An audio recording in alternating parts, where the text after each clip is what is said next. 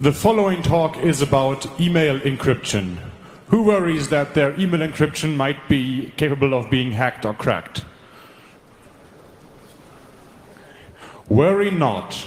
As far as I'm told, it still is rather secure, but. And the but will be answered by Sebastian Schinzel, who is one of the 8 security researchers who uncovered the drama and the details behind eFail, a recently occurred issue with OpenPGP and S-MIME in a lot of email clients. All the technical details he will dig into, so please give a warm hand of applause for Sebastian Schinzel.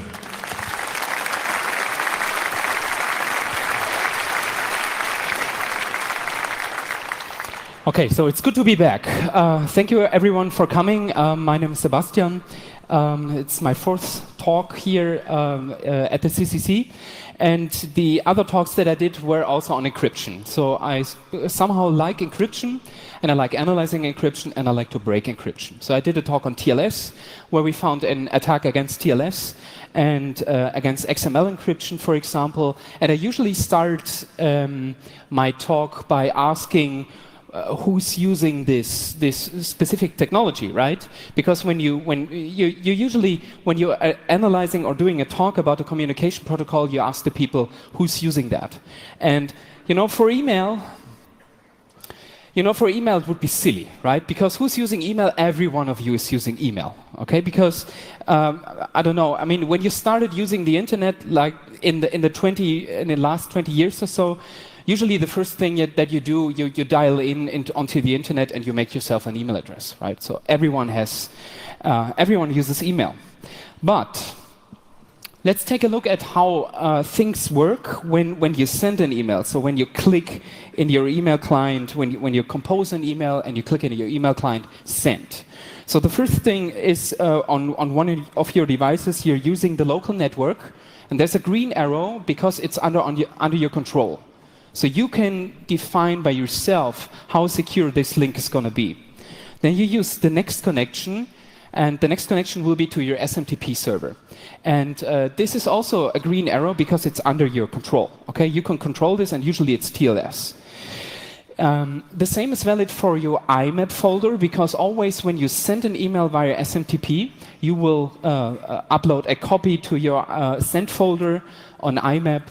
And it uses TLS in most of the cases, so therefore the arrow is green. The arrow is not that green anymore when it comes to the backup strategy, for example, an archiving strategy of your email provider, which may be Gmail or GMX, for example, or your company. Okay, but you may have a chance to know the administrators and ask them whether they're doing a good job and stuff like that. You're also, it's not under your control where else your email is uploaded to. So for example, in order to check it for antivirus or anti-spam and stuff like that, right? So it gets uploaded to some cloud, right? Because you want to do spam filtering. And then it goes out to the internet, and we learned what's happening on the internet. People are listening in on the internet. And we heard from Edward Snowden, for example, that many nation-state actors and agencies are doing this as well. They're listening into your emails, or they at least try to. And then the arrows get red as soon as it hits the SMTP server of the receiver, right? Because you don't really know whether they are using TLS, encryption in any case. You don't know whether they upload it to another antivirus vendor or so. And then it gets uploaded to the IMAP folder, to the inbox of the receiver, where it gets archived again, right? There's a backup is being done and stuff like that. It's archived. And then finally, the receiver of the email has the ability to check his own email and retrieve the email from his inbox. Okay, so even if you know that the other person that you just sent the email to does a good job in securing it and uses encryption everywhere and so on, you never know whether there's some attacker or so who has compromised the infrastructure and so on and so on. Okay, and this problem multiplies when you send an email to multiple people, because then all of a sudden the email that you just sent, your email, hits infrastructures of many other people. Okay, so many people have access to this email, And this is the first thing that I want to, this is the first point that I want to make in this talk. People usually talk about their email. It's my email, you know, and when I run my own mail server, it's going to be secure. But this is not the case. I mean, the point of using email is distributing it to your friends, to your colleagues, and so on, because you want to exchange. It's a communication method. But the communication is archived, so people archive this, and so on. So it's a mess, basically. Okay? So for the rest of this talk, we need to have some assumption that someone has access to the emails. Okay? Because, right, we just learned that it's distributed. You're archiving your own emails in your IMAP folder and so on. I have the emails of the last 15 years or so in my IMAP folder, and if someone gets access to it, right, boom, I have a problem. Okay. And in order to cope with this, people came up with end-to-end encryption. And there's two competing standards out there. The first one is OpenPGP. It was first defined in 1991 from Phil Zimmerman invited it, and this happened in the first crypto wars. So this is a very interesting story. And it's the most widely used email clients. They support OpenPGP, but only when you download the plugin. Okay. For SMIME, you usually have native support in most of the applications. So you just get an SMIME certificate and off you go. You can just use it, and it just works out of the box. But it's mostly used by corporate organizations and military, for example, right? So not so much by privacy advocates like OpenPGP. Now, we can't measure very well how many people use SMIME. We tried, but there doesn't seem to be a public source where we can measure this. But we can do it on PGP, because PGP has key servers, and you can upload your key there so that people can communicate with you in a secure manner. And this statistic here is the amount of new published public keys per month. And it started off very low in 1997. Then in 2003, we saw a constant rise until 2013, where we see a spike here, where it more than doubled. Does anyone know why we saw this spike in 2013? Snowden, right? Edward Snowden. We had the Snowden revelations, and Edward Snowden used PGP to communicate with the journalists who did the actual disclosure of the documents, and so we see this in the uploaded keys. So people use PGP much more. We also see this in the amount of daily users of Enigmail, which is the plugin for Thunderbird. And you can extract this information, and there we also see around 2013, we see a jump, and it increased by 50% or so, something like this. So people use PGP, right? It's not that many. When you compare it to how many people use email, a few 100,000 is not that much, but still, it's a substantial number. Problem here is, we know for a fact that in the last 20 years or so, especially non-technical users are not able to use PGP in a secure manner. Okay, so we have the first paper from '99, why Johnny can't encrypt, and then we have a follow-up paper from 2006, why Johnny still can't encrypt. Okay, so must have been better, I hope. And then in 2015 we have why Johnny still can't encrypt. Okay, so we have a long story where people try to use PGP but failed. Okay, and this is not something that is inherent in OpenPGP. We have the same papers for SMIME where they set novice users where they confronted novice users with SMIME, and they failed basically. They weren't able to use it in a secure manner. Okay. So therefore, in order to enable people to use PGP, especially PGP and SMIME in a secure manner, you have many tutorials out there. And this is a very interesting tutorial because it's the original video that Edward Snowden recorded in order to teach Glenn Greenwald how to use OpenPGP. Right? It's still on Vimeo, the original video is still there. And what is interesting there is he doesn't recommend a plugin for an email client. He basically says, just use webmail and use this PGP standalone application, type your message there, click encrypt, and copy and paste the ciphertext into your webmail. Okay, so there's no integration. And others recommend, for example, Enigmail or GPG tools. Enigmail is the plugin for Thunderbird, and GPG tools is the plugin for Apple Mail. which means that most of them had HTML switched on, which is an interesting fact, okay, for something that we're going to talk about later. So I thought about how can I do this talk, and this is where how I came up with the agenda. So we start off with some attacks that are I find pretty interesting, at least for an academic, they are pretty interesting, and we slowly degrade to pretty silly attacks. And you decide for yourself whether you would fall for it or not. I came to the conclusion that I would probably fall for them. Okay, I lied. So we start off with something that is even worse than silly. So what's the worst thing that can happen when you're sending an encrypted mail? You're sent a private key, that would be bad. What's even worse? You sent a plain text. Okay. Okay, so in 2014, there was a bug in Enigmail, which is documented in their bug tracker. So basically, you compose an email, you tell Enigmail to sign and encrypt it, and then you send it, and it will be sent in plain text. Okay? Oh, okay, this is not good. In 2017, Outlook did it much better because they did encrypt it, but they packed the plain text along with the ciphertext. Okay, bad. And then in 2018, you may remember this is just a few months back or so, Enigmail or Pretty Easy Privacy. It's a plugin to Enigmail, so a plugin to the plugin that's actually used for novice users. It gave the feedback that the email that you're composing will be encrypted, but it wasn't. Okay? And the good news here is, okay, the ethel attacks don't apply here because, okay. I mean, but I don't want to make fun of any developers. The point that I'm trying to make here is that email is a plain text protocol. And it's always very difficult to make a protocol that was made for plain text delivery to make this encrypted. When you have a plain text fallback, you're into trouble. Okay? And we saw the same basically with HTTP and HTTPS. Okay, so HTTPS is like now secure, but they had the same issues, right, in browsers, and so they were falling back to HTTP, and so on and so on. So it's really, really difficult.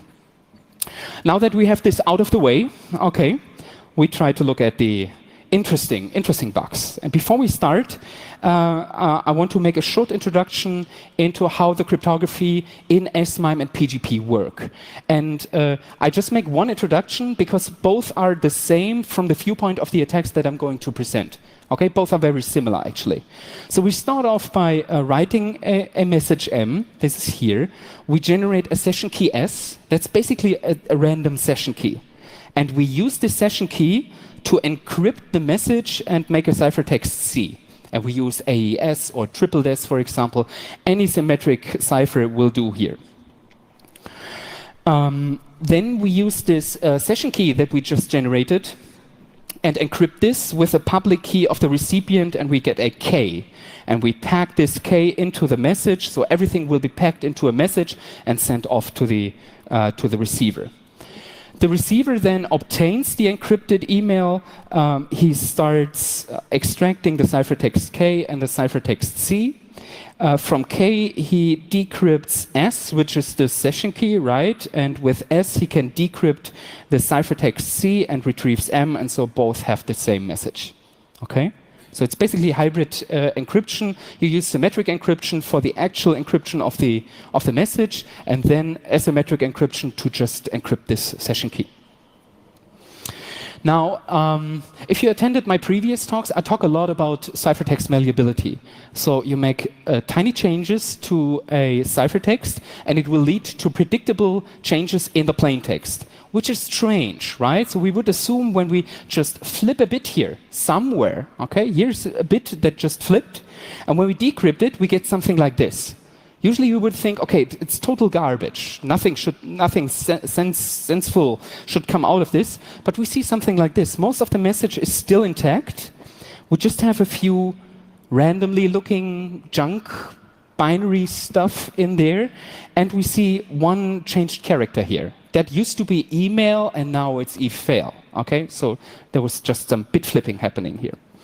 In order to understand this, we need to introduce something that we call a mode of operation. AES or any other block cipher has the property that it uses blocks In most cases, it's 16 bytes. And when you want to encrypt more than 16 bytes, you need to call AES multiple times, and you split it into blocks. And CBC is one way of connecting these ciphertext blocks. So the decryption works like this. You have the first ciphertext block, the second ciphertext block, and the third ciphertext block. Only the second one is decrypted. So C1 is decrypted using AES and your key, for example, and the result here is not directly the plain text, but it will be XORed with C0, which we would also call an initialization vector. Okay, so whatever is written in here will be XORed on whatever comes out of this description, and we get this plain text here. Now, when we flip a bit, or when we change a certain byte in C0, we change whatever comes out here of the decryption, and we will flip the same bit at the same position in the plain text, which is interesting, because now when we say we use the original C0 and XOR it with P0, so when we XOR it, when we XOR two twice the same value, we get basically a block of all zeros, which is like a blank sheet of paper that we can write on. And we call this thing, these two blocks here in combination, we call this a CBC gadget, because we can reuse it as much as we want. And now, when we now take a chosen ciphertext, the nice thing is here, we just XOR it, the chosen ciphertext on this initialization vector, and it means that it will here result in a chosen ciphertext. So this requires that we know the value of P0. We need to guess this value of P0, and this is always true, at least for SMIME, because all SMIME emails start with a content type. So we always know the first bytes, so this is valid. We can do this. Now, this was like the perfect scenario. It does have some drawbacks, because when we try to do the same for C1, we switch, we flip a bit here, then we flip a bit also here, but the decryption of C1 results in this random junk. And we can't do anything about it. We don't know whatever will come out here, and we can't control it. Okay, we just have to deal with it. It's going to be there when we use the CBC gadgets, and we have to deal with it. We have to find a way to deal with it. And now we can explain this behavior. You know, you remember this email where we just flipped a single bit, and we saw one block was destroyed, basically, and in the other block we had, like, we can change, we can flip arbitrary bits. That's the explanation for it. Now, how do you deal with it? How should a proper crypto protocol deal with it? Usually you do something that is called a message authentication code. It's not a digital signature. A message authentication code is something like a checksum, a cryptographic checksum that is put right next to the encrypted message, and that can be checked after decryption or for decryption. Okay, the message authentication code is solely there to detect changes of a ciphertext. Digital signatures are different, especially in the mail context, because they're pretty much totally separate from the decryption part. So digital signatures are merely only used to display an icon, for example, for valid signature or invalid signature. And the problem here is a smart attacker can use a signed email and strip off the signature. Okay, we just strip off this part that we know there's a signature. We can remove the signature, and then this doesn't mean there will be an invalid signature, but we will get something like this. This is the icon in Thunderbird for encrypted and not signed. So we can simply strip off a signature, and there's valid reasons to send an encrypted email without doing a digital signature on it, right? So we want to do both. So digital signatures won't prevent this attack. So how does SMIME look like? Basically, I mean, most of you will have heard of MIME. MIME is like a standard that we use in emails anyway. Here we have an email header. It looks very similar to HTTP. We have content type, colon, empty space, and then is whatever is coming now for data. And then we have an email body with envelope data, and there we have the list of the encrypted session keys that this ciphertext was encrypted with. And after that, we have the encrypted content info here. This part is the encrypted part where the actual message lies. And now when you look closely and you squint, you see there's no message authentication code. And it's not because I left them out, but because SMIME doesn't define one. So SMIME doesn't have a message authentication code, which means it cannot detect by the standard whether a message was changed, whether it was changed or not. So how can we attack this? How can we use it? I think you all have a feeling that this shouldn't work. Okay, this is nothing that is that's supposed to work. This is the plain text that we want to exfiltrate, and we only know the first block. We can pretty much always guess the first block because it's always content type : text HTML or text plain, something like this. Now we can use this as a gadget here and write our arbitrary plain text. We have a random block and then chosen plain text. Then we copy it again. We again have a random block and some chosen plain text. Then we have a random block and a chosen plain text. Then we have a random block and a chosen plain text. Then we copy here the original ciphertext. And we close this thing. And when you look closely again, you see that we're building HTML here, right? That's a base tag. That's an image tag. It uses a URL that is not closed here. It will be closed down here. And this is effectively the URL. Okay, a URL path, and will thus be exfiltrated. So when this HTML is interpreted, the actual plain text is sent to the server. And here we have an old Thunderbird. So that is a version of before May and before we did like the disclosure. We first compose a message just to have some PGP ciphertext. This is a very a secret message, and here we have the attack email that is already prepared. And now it asks us, okay, here's remote content in here. What do you want to do? And we just for the laughs, just like this, we just click it. And we see always now when we select the message, an HTTP request is done to this URL. And when we decode this, it looks it's encoded. But basically what we have here now, you see here's the secret message. And here's random junk. And here again is random junk, right? So it was successfully exfiltrated. This was the first proof of concept that we had, right? And okay, right? So this works. This is like this dialogue here that you get in Thunderbird that asks you, should I load remote images, yes or no? This is basically everything that is keeping you from losing your PGP or SMIME ciphertext. SMIME, we're talking about SMIME here. Now, what we did next was we were asking ourselves, okay, it works with remote images, we understand this, but what other backchannels do we have? Backchannel is something where your email client is communicating over the network. That's so it's not necessarily exfiltrating, but it's just like, how can we convince a client to make a connection to somewhere else? Now, I colored in red all the email clients that require user interaction, that always require user interaction before it opens up a network connection somewhere. In orange, we say that there's no user interaction. So these are the clients that allow, for example, loading remote images by default. Okay, there's Mail app, for example. There's Gmail, for example. They will not ask you. They will just load it. Okay. But what we think is worse, and therefore we colored it red, are the clients that say we won't load remote images or any other way of communicating over the network, but then they will because we found bypasses. Okay, so because preventing loading remote images is basically a firewall, and we bypassed this local firewall and found several ways of extracting it. And there's even 4 or 5 of them, they even allow JavaScript execution, right? In a mail client. I mean, come on. This is really weird. So basically, 40 of 47 clients have backchannels that require no user interaction at all.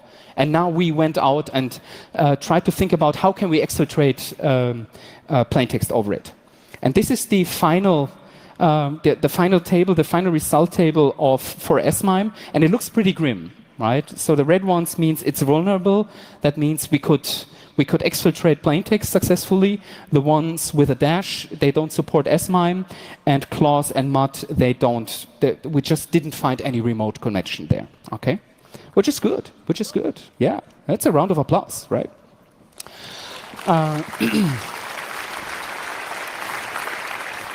So I didn't say what S in SMIME means. It actually means super. So it's super mime. I don't know. Is it super mime? I don't know. And basically, his kryptonite, you know, the supervillain of super mime is HTML here, right? You could say this. Okay, so SMIME is broken by HTML, and it's very annoying, a very annoying kryptonite because it jumps and, you know, like his ugly colors.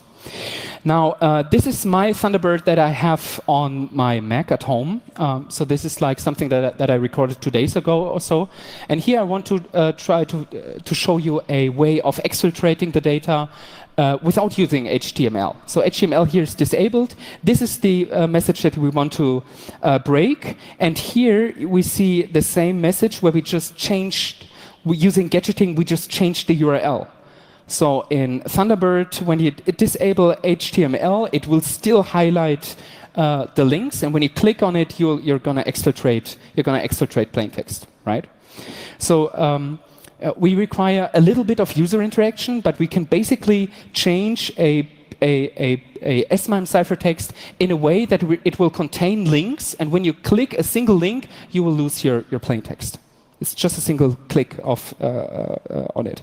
And the thing here is, I mean, this is not a 0 day in a mail client, right? You just can't do anything about it. That's the problem. Okay. So people said, okay, eval, that's just disable HTML and then you'll be fine. But the problem here is, basically, eval should work with any format that supports external connections. So as soon as you have a file format, for example, that supports external connections, like PDF here, right? This is a PDF. When you click on it, it will warn you and will say, do you really want to make a connection to this domain? And if you click yes, you will do a connection there, right?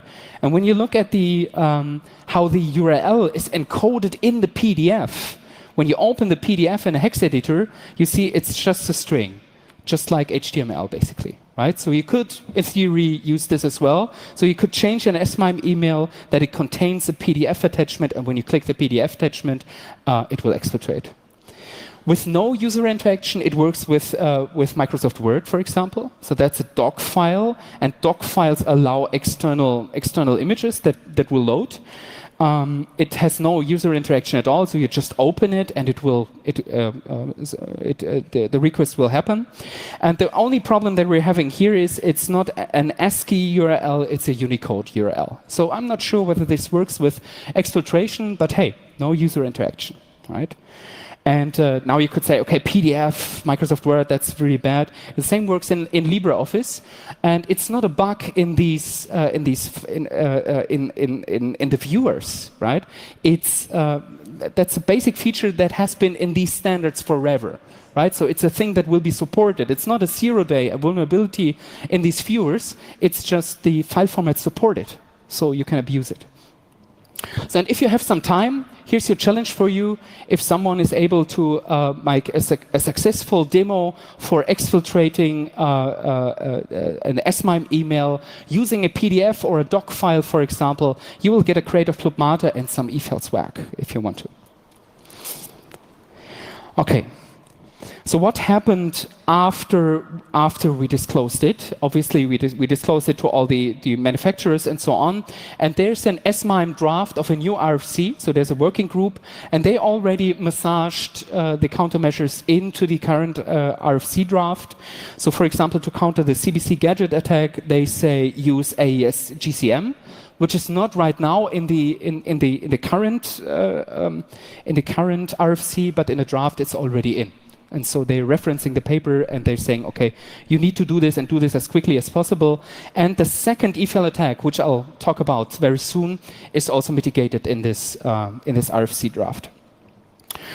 So okay, so SMIME is pretty much broken, and you can just try to convince your email client not to do any external connections. Okay, that's all you have.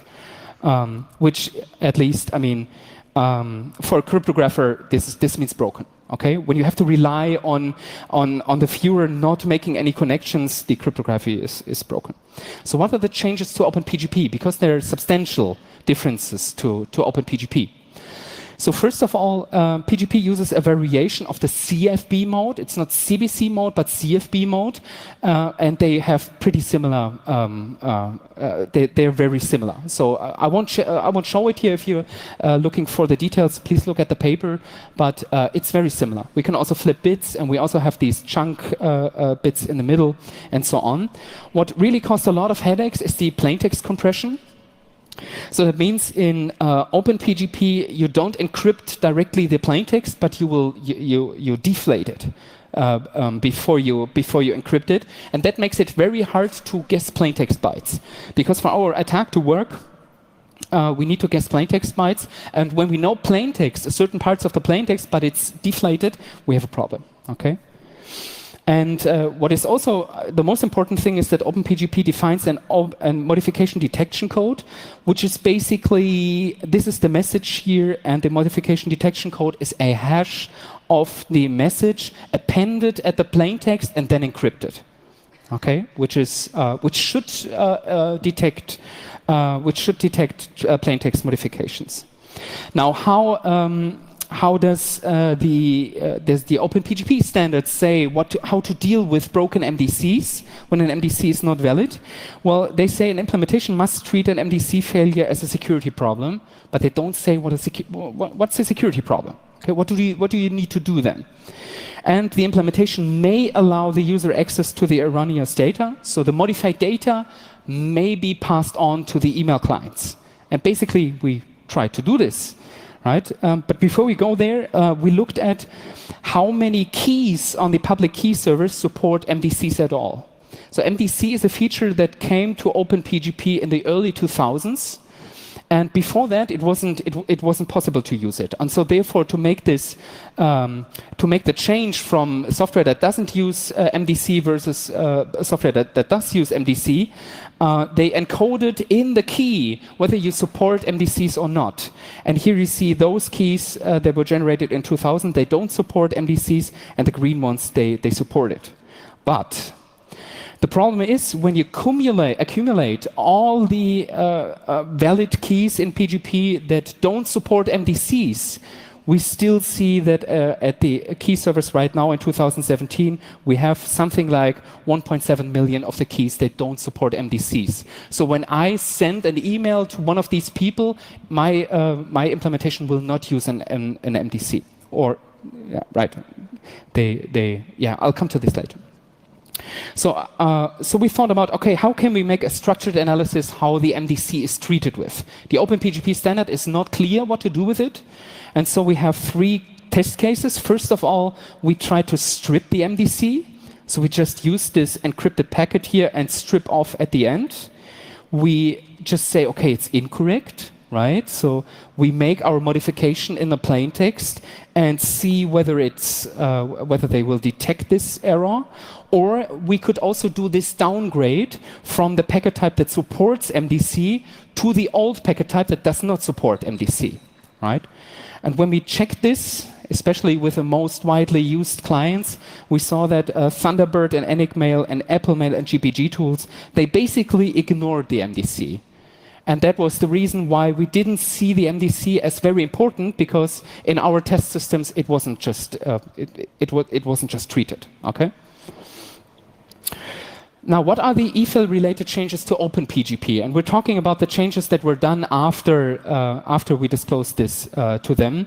First of all, they make something that is very important. They say that the packet type in PGP that does not support MDC is now obsolete. So you must not use this packet type anymore. You must ignore it. Which also means that when you have used non-MDC messages in your mailbox, you will not be able to open them anymore. Okay? Yeah, that's a problem. Then they also said, okay, what is supposed to happen when the MDC was wrong? And this is the text that we have already seen, where we said the implementation may allow the user access to the erroneous data, and they changed this in the current draft to the implementation should not allow the user to process the erroneous data. Right? They must still warn the user and so on, but it should not allow the user, which is good. That's a good change. So this was this MDC check is a bit troublesome because it's right at the end of the plain text. So you can only check the MDC when you have fully decrypted the message, which means when you have a large email or a large backup or so, you have to fully decrypt it, and afterwards you can tell whether it was valid or not. And GNU-PG, the solution of GNU-PG is that it will just stream, while it decrypts, it will stream the data to the email client, and afterwards tell it whether it's supposed to use it or not. Okay, so here's your email, here's your email, here's your email. Oh no, you must not use it. Please forget it, right? Which is not fine. This is not a safe way of doing it.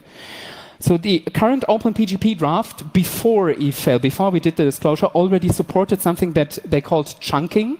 So they not only have an MDC, some kind of a MAC, at the end of the plain text, but they chunk it into more chunks, and each of these has a MAC, a real MAC, which is much better because, right, you can authenticate chunks and cache it before you give it to the app. The problem is that the standard says that 120 megabyte is like a good chunk size, which is far too big, right? Far too big. And when we look at the eFail-related changes to GNU-PG, so for example, MDCs there used to be warnings. So when GNU-PG was detecting that an MDC is not there or it's wrong, they would just warn it, but it would still print it out. GNU-PG now fails. It makes a hard failure now. And GNU-PG now always uses the MDC independently of the key denotes that the receiver can use it or not, which is also very good, but it's a breaking change. Right? So when you have people that send you PGP emails and you can't decrypt them anymore, you have to tell them that they need to update GNU-PG. They also say that the default chunk size is 120 megabyte, which means they still stream unauthenticated plaintext, so they miss this opportunity to make this go away, which is a pity. Okay. What is not answered neither by SMIME nor by PGP, how to deal with past emails. So basically all the emails that you're sending in SMIME encrypted right now are insecure. And the old ones that don't use MDCs in PGP, they are also not secure, and nobody talks about what's supposed to happen with them. Right? Okay, that was the interesting attack. That was the one that is really cryptographically involving, that required changes to the standards and so on. Now let's look at something that's a bit more silly. Okay. So we have Alice writes an email to Bob, we encrypt it and send it off to Bob. Now here we have the original email, and now Eve composes an attack email. And it somehow gained access to the PGP ciphertext. It also works for SMIME, right? It's independent. It's a vulnerability in the mail clients. And now we don't change the ciphertext, we just surround it with other MIME parts that are of type HTML and that exfiltrate it, the same as we did before, only that we don't need to change the ciphertext at all, right? So basically, when this is decrypted, it will be replaced with a plaintext in place, and then it will be merged into one document. And now I have to tell you something that many people don't seem to know. All mail clients, except MUT, they use HTML to view emails. So even when you disable HTML, it basically means that they will use incoming HTML emails, parse them, transform them into something that looks like ASCII, and display this in HTML. Okay? So, right, there's no such thing as ASCII emails with most of the clients. So, but here now you have one HTML document, which basically means the same, it will exfiltrate. And very easy, okay? So let's look here on this video. Here we create one ciphertext, we encrypt it, We use Apple Mail because this was one of the two vulnerable clients. And we just open this email in order to view the PGP ciphertext, right? We look at the raw code of the ciphertext, the raw source, and we scroll down, and there we see there's the PGP message. Okay. Now, in the next minute, Eve somehow gained access to this ciphertext, and it will compose a attacker email, which is hidden in a Python program that we just use to generate an email. So this happened now. In the background, you will see an email is incoming. Here we just open the access log for this, and when we click on it, right at this time, it will be exfiltrated. Okay, so very easy attack. Anyone can do this. You don't need to know anything about cryptography. You only need to understand a little bit of HTML and a little bit of mine, and you can execute this. You know what's worse than this? How about we just exfiltrate many emails with a single attack email? Because we could basically use, here we open an image, here's the ciphertext, here we close it, then we open another image, here's the second ciphertext, then we close it, then we open a third one, and so on and so on. And what you see here on the left-hand side, you see there's 100 ciphertext packed into one email that is sent to this client. I blurred this because I used 100 GPG emails that I sent, right? I didn't want to show them to you. And now this takes some time. Now it's like decrypting, decrypting, decrypting, decrypting. And when you look at the terminal on the left side, you see 100 emails getting exfiltrated, right? Automatically, simply by opening a single email. Okay, this is horrifying.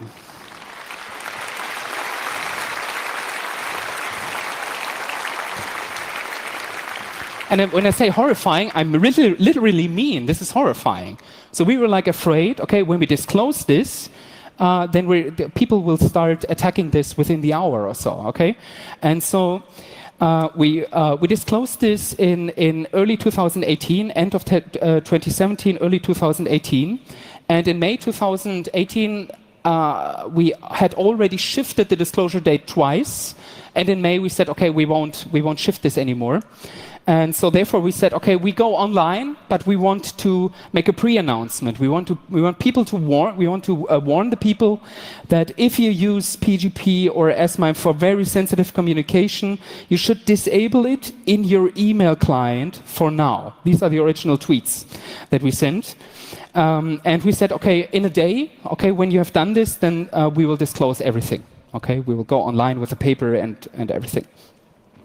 And now, I mean, people started talking about it, and then the GNU-PG people started tweeting, and they basically broke the embargo. So they told, okay, the attack is working like this. First you do this, and then you do that, and then you do that, and they were blabbing and so on.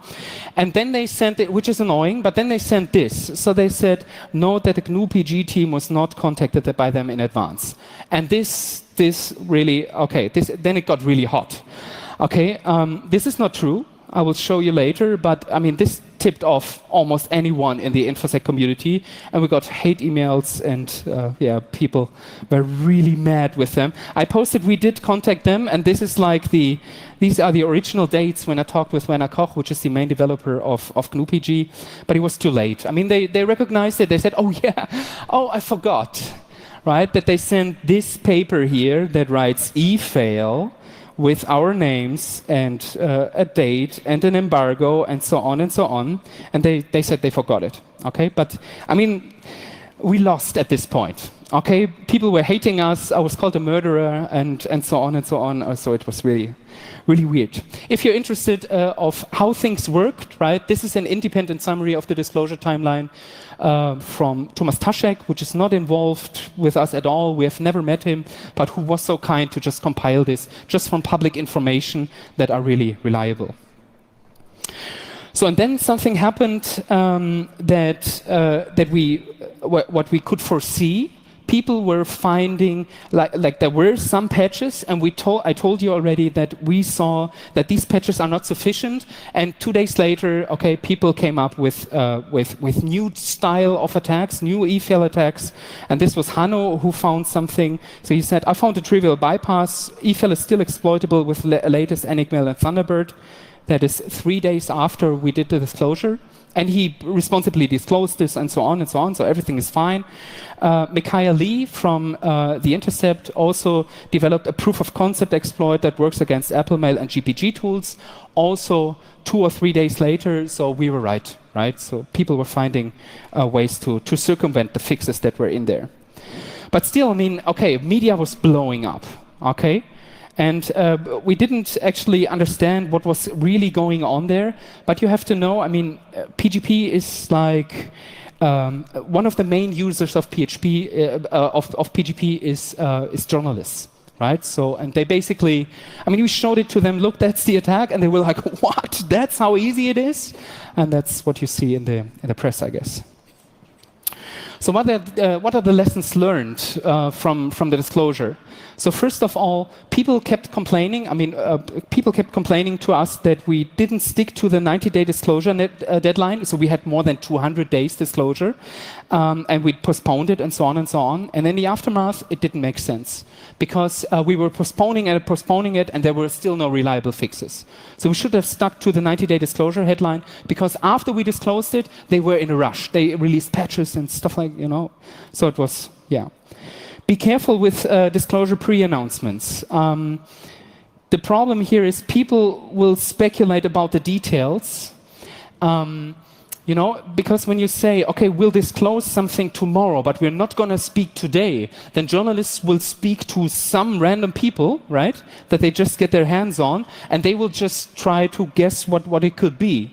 And this means they will underrate the risk or they will overrate the risk. Underrate the risk is just disable external images, loading external images, then you're fine. That is underrating. And overrating is like, okay, PGP is broken forever, right? And which is not the case. And they will spread this false information, and you still see this out there, right? It's documented. People have issued papers and so on with wrong information, provably wrong information, which is bad. And so these disclosure pre-announcements are bad because you're not in control of the communication anymore. That's very bad. And controlling information flow really is key after you do the disclosure, because otherwise you get the wrong story out, and this doesn't help at all. Okay, let's look at the last attack, and we call this reply to attacker. And I have to give credit to the people of Q53, which also found this bug, or a very similar version of this bug as well, and disclosed it. But they were first to disclose it, so credit goes to them. Okay. Here, the attacker scenario is: I get an email from some person which makes sense. It's a benign email. Okay, it doesn't look bad at all, and the person wants to trick me to answer this email. So this is the email that I get. There's some footer here and stuff like that. And now we look at in the video. It's an old version of mail that we use here. Right? This is the email. And I answer it, right? Because people were asking me for an appointment. They want to meet me, and I was like, yeah, sure. After my talk, let's just meet. And this is the attacker email. That the attacker has opened, and when you look closely down here, you see secret stuff here that shouldn't be in there, and that I didn't send actually. Let's look at the plain text of this email, and the source code of this email. And when you scroll down, you see it's a mix of just a normal email, benign email, and down here you find a ciphertext. It can be S-MIME, it can be PGP, it doesn't really matter. And what's happening now is I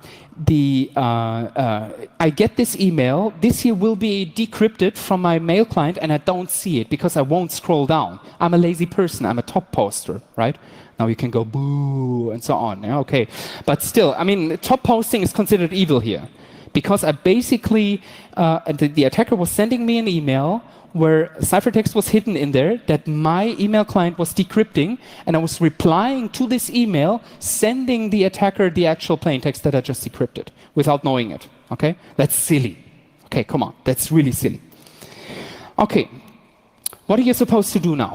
What are the things that you should do? And the important question here is, you should ask yourself, are you targeted by motivated attackers? And a motivated attacker is not necessarily the NSA or so, right? It can be just, I don't know, cybercrime people or so. I mean, we basically came up with these attacks with 8 people and the better part of a year, which is not, which is a lot of research actually, but it's not like comparable to a nation state, right?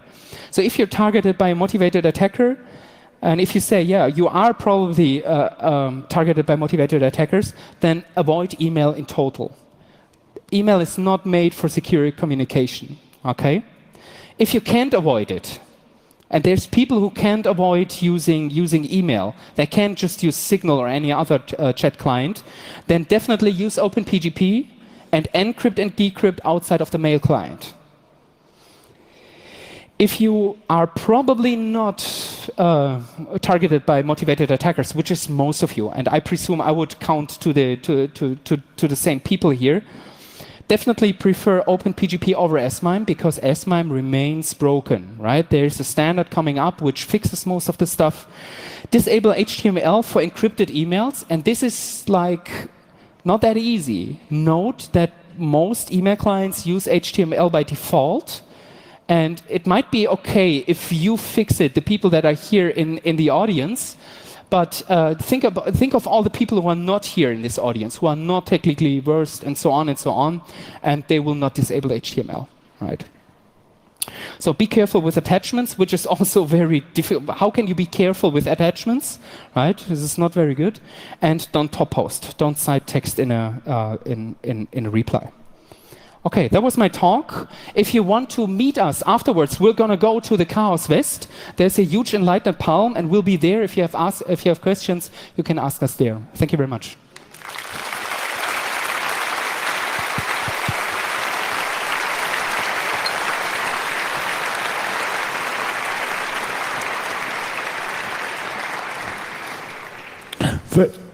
Thanks a lot, Sebastian, for this interesting talk. We still have some time for questions, so if you would like to ask some questions to Sebastian, then please queue up behind the microphones, and please try to be concise with your question, and please get close to the microphone, because the mixing angel in the back is able to make it quieter, but hardly much louder if your distance is not right. So let's start with microphone number 2. Yes. Hello. I actually tested the HTML exfiltration you described, but I found out in Thunderbird the HTML parsing of Thunderbird was actually helping against the attack, because the vertex, which just disabled any possibility to exfiltrate the message, because there was some div tag which is closing your image tag at every point in time. Yeah, so this is one of the fixes that they did. I mean, it doesn't help with the cryptography, but it makes exfiltration a little more difficult. If you want to do the testing, try the versions from before May this year. I did with the old versions. Okay, we can talk afterwards if you want. Let me show it to you. We are streaming all the talks in the internet, and we have people on the internet that would like to ask a question. So please, a question from the internet. Yeah, so there were actually many questions in the direction of problems with the MIME standards. So, like, what they were asking was basically, wouldn't the exfiltration be prevented if the email clients would handle the standard correctly? Okay. So I'm not sure whether they meant the MIME standards or the SMIME standards. So basically, the MIME standards are the one to blame for the direct exfiltration attacks, where you have multiple MIME parts that are mixed together. And the MIME standards don't state explicitly how to do this. So they don't have any rules of how to handle it. And basically, I think as a rule of thumb, when you try to be concise and complete with implementing the MIME standard, you were vulnerable. And if you were just lazy and just, for example, decrypted the first MIME part or so, you were not vulnerable. So leaving out much of the stuff made you more secure, which is weird. Thank you for that answer. We have another question in this hall on microphone number 6, and please remember to be concise and get close to the microphone. What do you see? Sorry. Very good, very good. We can always make it quieter. Hello. What do you see as a future replacement to PGP for email encryption? So actually we brainstorm a little because PGP lacks many of the modern properties like forward secrecy and stuff like this. But it turns out that it's not very easy to do this, especially not with when you don't want to do changes to SMTP and IMAP. So it's going to be difficult. It's going to be difficult to make it more secure than PGP, besides the criticism that I already brought in. So email is not a very good protocol, or the protocols that are built in email are not very good to build proper crypto on top of it. Thank you for this answer. So maybe we need to build something entirely new from scratch. There is another question on microphone number 2, if I see this correctly. So do I understand it correctly? Looks like there won't be a fix for that multi-part attacks. Like there's the normal plain text, the attacker writes, and then there is a cipher text which my mail client decrypts. There won't be a fix for that. There is a fix. So the mail clients are fixed. So that's because that's a non-breaking fix. That's a good thing here. So you can't fix S-MIME, for example, because it would be a breaking fix. But you could fix the email clients, which was a lot of work because MIME parsers are very complex, but they fixed it. So it's not supposed to work in current mail clients anymore, the direct exfiltration part. So we still have quite some time left, and so I would like to have another question from the internet. Yes, so one user asks, would you recommend developers to integrate PGP into their email clients instead of using extensions? Yeah. I'm not I mean, I already talked about this, that not many people use PGP, and also not many people use S-MIME. I'm not sure whether this will be increased when OpenPGP is built into most of the mail clients, because you could use S-MIME. You know, as soon as S-MIME is fixed, it will be fine to use S-MIME, and it's already in all the clients in there, but not many people use it. So it would be nice if we could have it, but I'm not sure whether it would have much of an effect on the amount of people who use it. Thank you. And we have a question from microphone number 7. Yes, hello. So I work with journalists. Here. There in the very back. There, hello. Oh yeah, hi. Hello. Hi. So I work How's with it going? journalists, and Okay.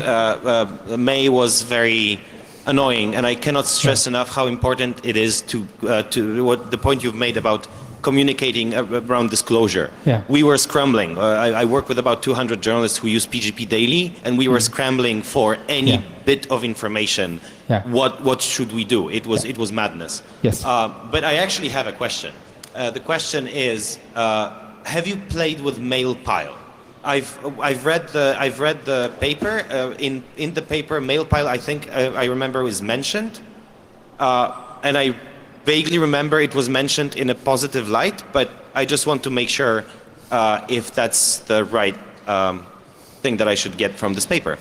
I don't know it on the top of my head, but if you come afterwards to Chaos West, we'll get out the paper and look at the tests, and then we can answer this question. Cool. Thank you. Okay, we have another question on the microphone number 6.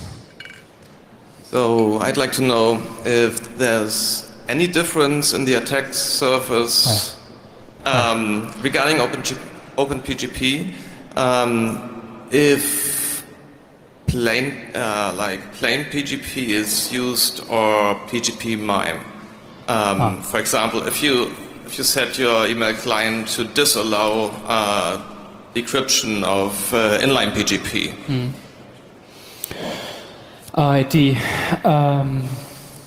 Yeah, that's a very good question. I mean, the reply to attacker attack that I just showed at the last, the Q53 people came up with a version that worked with inline PGP, and we showed that it's also possible with PGP MIME. So I wouldn't say, I mean, most of the people use PGP MIME. Inline PGP is not used anymore. The problem is when you don't decrypt PGP, inline PGP, then you have a problem when people use PGP in an external application. They can't copy and paste the ciphertext in there anymore, which is also very annoying.